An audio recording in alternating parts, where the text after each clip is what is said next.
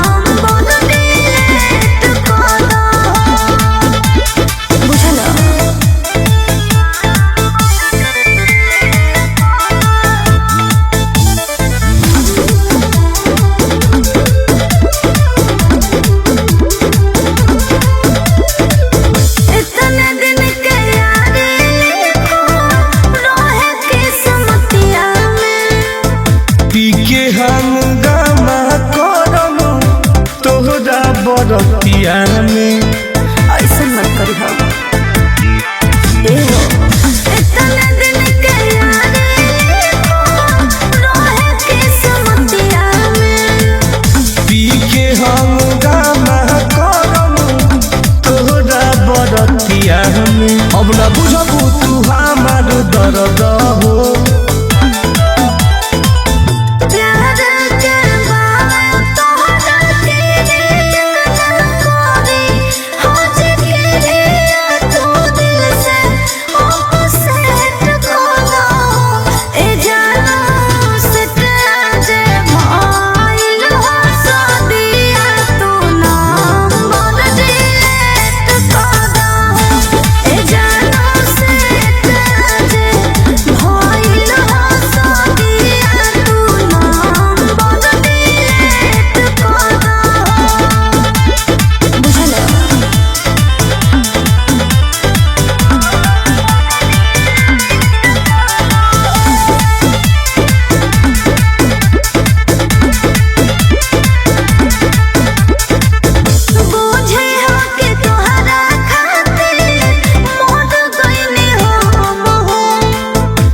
तू ही बताओ जानू भूलम कैसे गम हो।